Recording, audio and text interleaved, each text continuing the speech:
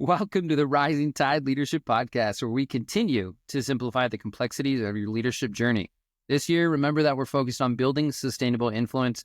So just make sure that you guys follow along and sign up for that newsletter so that you can stay up to date. As always, I'm Scott, and with me is our trusted leadership expert, Dr. Michael David Morales, known to many as Mo. Hey, what's up, Scotty? I have no idea what you're talking about today in your story, so let's do it. Awesome. So way back when, in 2011, Patagonia, the clothing company, made an incredibly bold move that would forever change the way that we think about consumption. So as Black Friday approached, which most people, they know Thanksgiving, but everybody knows Black Friday. It's the biggest shopping day of the year. The outdoor apparel company ran a daring ad in the New York Times that read, "Don't buy this jacket." Absolutely insane. But while most retailers were encouraging people to shop more, to buy, Patagonia took the complete opposite approach. They urged customers to think twice before purchasing. Their message wasn't just a marketing gimmick.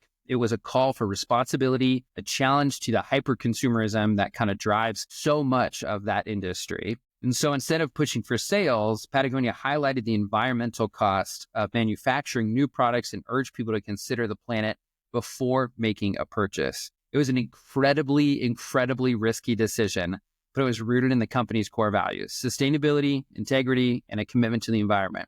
The campaign not only strengthened Patagonia's bond with environmentally conscious consumers, but it also inspired change across the fashion industry. For example, if you also look at Black Friday, REI, which is the Recreation Equipment Incorporated, they have a whole thing that they run, which is opt outside. So they're closed on Black Fridays. They give their employees the day off, give them the weekend off.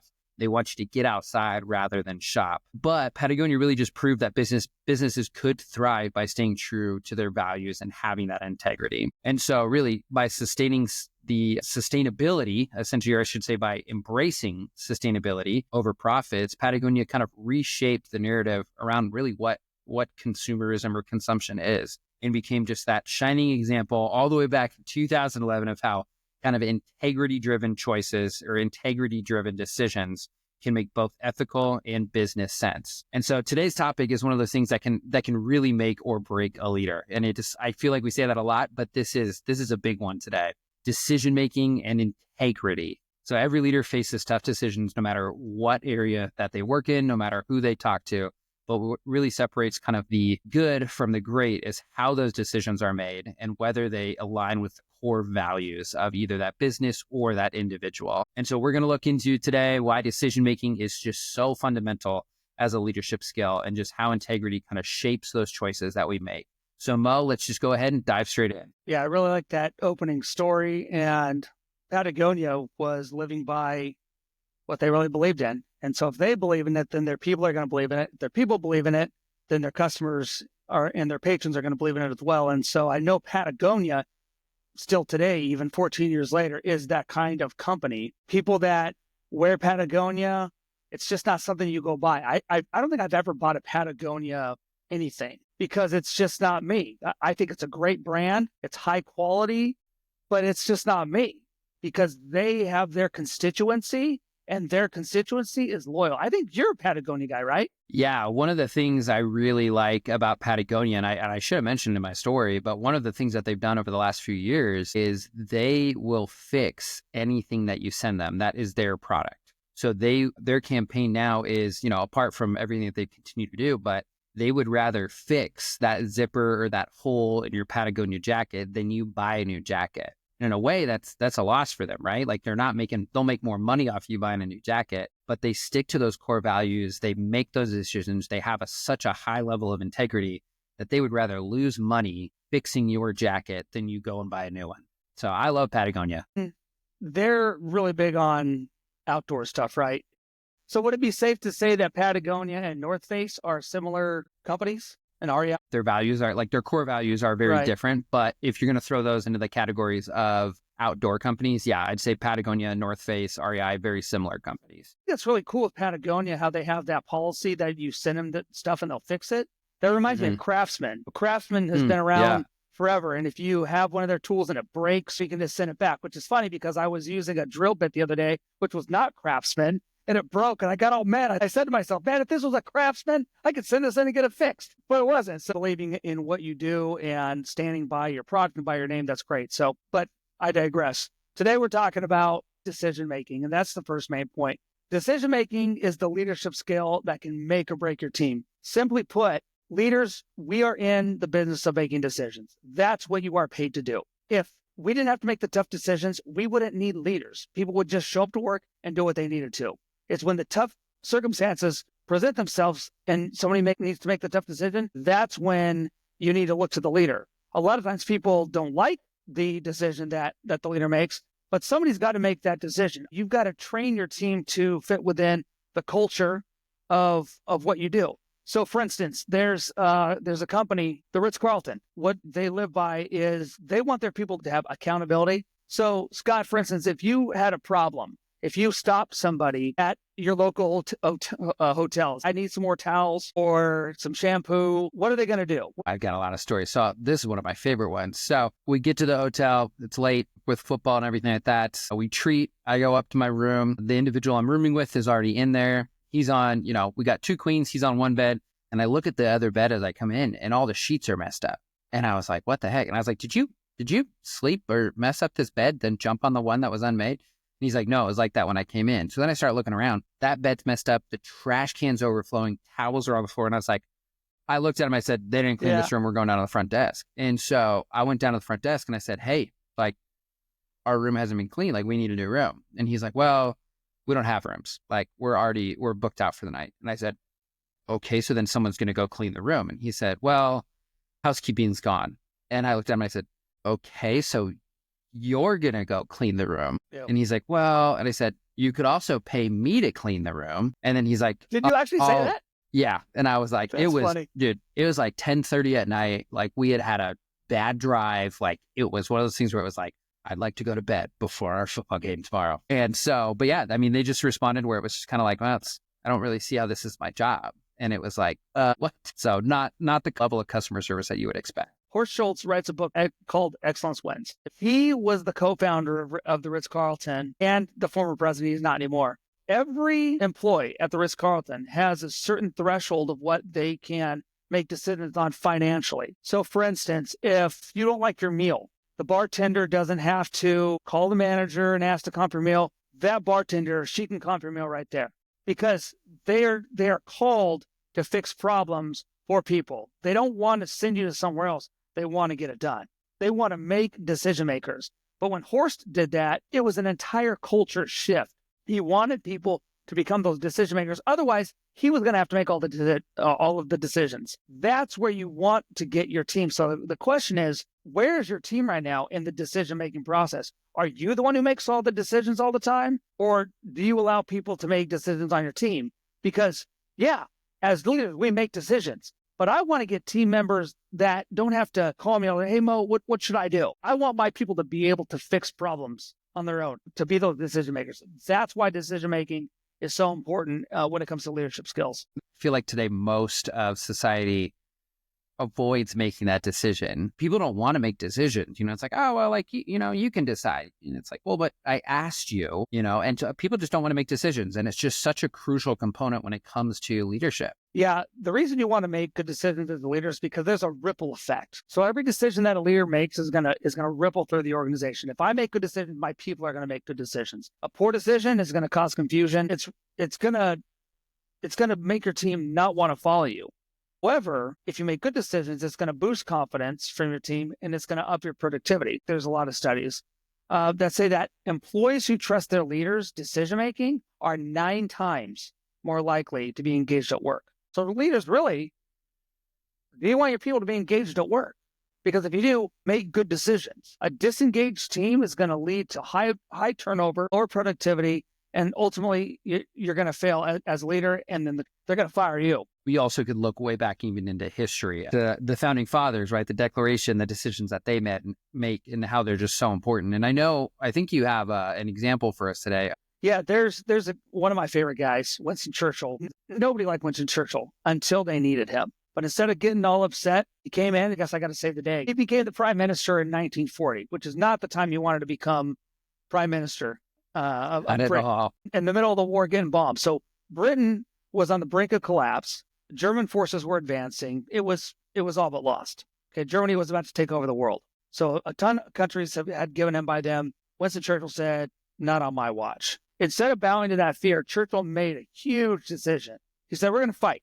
And of course, he gave his famous, we shall fight on the beaches speech, rallied his people because he had decisiveness. He didn't say, well, what do you guys think? Do you want to do it? He said, no, we're going to fight. We're going to fight until our last dying breath. And if you haven't ever read that speech, go back and read it. The speech itself is pretty long, but the very end of it is where he goes through that. We'll fight on the beaches. He essentially said, we'll fight in other countries. We're going to fight on the beaches. If they get past the beaches, we're going to fight on our streets. We'll go door to door, whatever we got to do.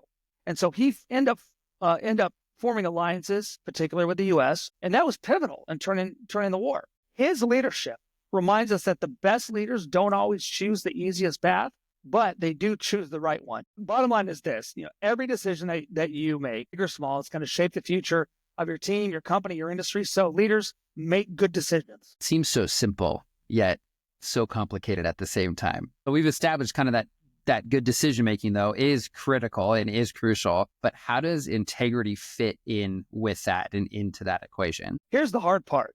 I do expect you to make good decisions and make them now. Because if you're in a position of leadership, your people deserve that. If you're making bad decisions and you're making one after another bad decision, you shouldn't be the leader. Somebody should fire you or you should quit.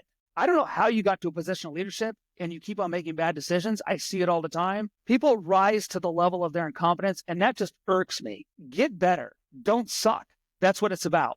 But if you are in a position of leadership and you want to make good decisions, maybe you are, maybe you're not making good decisions, this second point is for you, and it's the most important for you to know in leadership, and it's this. Integrity is the backbone of leadership. If you have integrity, that's a great place to start. So integrity is about doing the right thing when nobody's watching. It's easy to make self-serving decisions in the moment, but great leaders put their people first.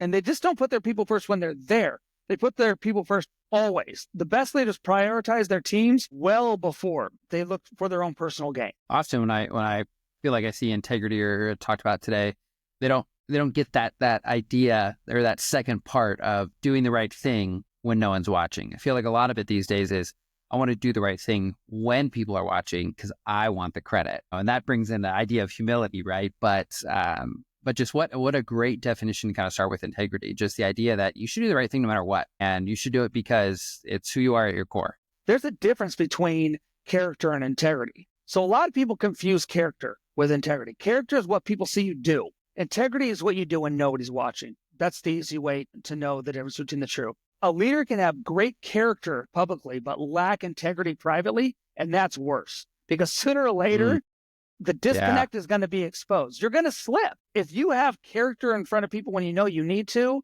but you don't have integrity, eventually you're going to say the wrong thing, do the wrong thing. Second is this. The best leaders stay true to their values, even when it's difficult. If you can't tell me your top 5 values right now, you need to go back and do that because your integrity depends on it. So, for example, Howard Schultz was known for making integrity-driven decisions, including he offered healthcare benefits to part-time employees, not just full-time employees, even when it was costly for the company. That decision specifically reflected on his belief that people should be valued over profit, and it built a culture of trust and loyalty within the company. That's why people like to work for Starbucks. Starbucks is still a great company to work for. They give a lot of autonomy. They let their people into the decision-making process, and that is a large company. So leaders, are you doing those things to have both character and integrity? When you have someone that, you have that character aspect where they act differently, kind of, behind closed doors, right? Like they act a lot differently, in public versus, when they're at home or when they're, in their office or whatnot. I think that also starts to creep in that idea of trustworthiness. And I think that leads us into our second subpoint for today, right? It does, because if you have integrity, it's going to build trust and lasting influence. And that's the currency of a leader. That trust that you have with people is going to be the dollars and cents. 67% of employees expect their leaders to act with integrity, but get this, only 24% of them think that they do. There's a disconnect there. Leaders who lack integrity might win in the short term, but they're going to lose their credibility in the long run. A leader without trust is a leader without influence. A great way to put it is what Kevin instilled in me. You're putting into your people or taking out of your people every day. Think of your people relationally as a bank. Mo, when you talk to Scotty, there's only two things you're doing in that moment. You're either putting into the relational bank or you're taking from it. Leaders, think about people that you have at work. Maybe you have one person that reports to you, maybe you have 5, maybe you have 50, but you have a relational bank with each one of those people. You want to put into that relational bank as much as you can, and I'll tell you why. Because there's going to come a time when you have to take from that relational bank. If we keep doing dumb things as leaders, we're going to keep taking and taking, and we're going to wear people out. And finally, we're going to go try and make that transaction at the relational bank, and that person's going to say, dude, you don't have any relational dollars left. I'm done with this. And that is not the fault of your people. That is your fault. You have to act in such a way where you know that you're either putting into that relational bank or you're taking out of it. Tell me if I'm way off base here, but from what you're saying, we build that relational bank. And in my mind, I'm thinking, about what we've talked about today. So if we've got that relational bank, then we've got it like we're building into them and we've built into them a decent amount. Then those hard decisions become more understandable by the people that you lead. Absolutely. Take one of my favorite coaches, Nick Saban, Roll Tide. The Alabama coach who's now retired. He made a lot of tough decisions and a lot of people didn't like the way that he did things. But now that he's retired, a lot of these stories are coming out. Now, of course, not everybody liked him, but from the young men that came through his program and now they're on podcasts and telling their favorite stories about Nick Saban, most of those stories are not about what happened on the field. It happened with a personal moment that they had with Coach Saban because he put into those relational banks. There's the documentary on Coach Saban, and his old strength coach, a guy named Scott Cochran, is the strength coach. Scott Cochran knew all the dudes. They would tell him about what's going on at home, school, life, girls, whatever. In fact, Scott, I know you have that kind of relationship where you work as an athletic trainer because you're with them so much. If you're taping up somebody's foot, what do? You just talk about life. You've had a lot of conversations with student athletes over the year, and you're putting into that relational bank, which is great. But back to Coach Cochran, he did the same thing.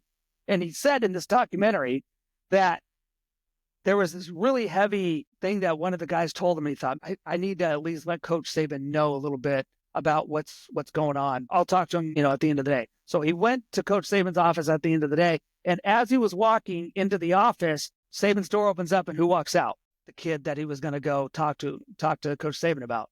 Coach Saban already knew. He already had it on the radar. He already called that kid in. He already had a discussion with him. He was accessible. Yeah. Leaders, are you there for your people? It doesn't matter how many games you win if you're a coach. It doesn't matter how many widgets you sell if you are in a company. What people are going to remember is how you treated them. And if you treated them with respect and if you cared about them. And the best leaders are those who put into their people so that later on they come back and they want them to be a part of their life. Are you a person of integrity? If I want my people to live with integrity, to live with a character, I as a coach, as the leader, need to do that. So leaders, are you doing that? Are you leading with integrity? Before we go, Mo, do you have any final thoughts for us today? Yeah, I just have 3 quick ones. And the first one is this. Your decisions are going to shape your team's future. And every choice that you make, it's going to have that ripple effect. Second, remember that trust is built on integrity. People are going to follow a leader that they trust. And then third is this. Integrity and decision-making go hand in hand. The best leaders don't make just smart decisions. They make ethical and moral decisions as well. Was even better to end on than what I said before. I should have waited. So thanks so much, everybody, for tuning in. If you guys enjoyed what you heard, take a quick moment to rate, review, and subscribe. Don't forget to visit our website at rtclc.com to sign up for our monthly newsletter. Get access to all those insights that we don't get to on the podcast. There are a lot of them. But until next time, lead with purpose, stay authentic, and make an impact.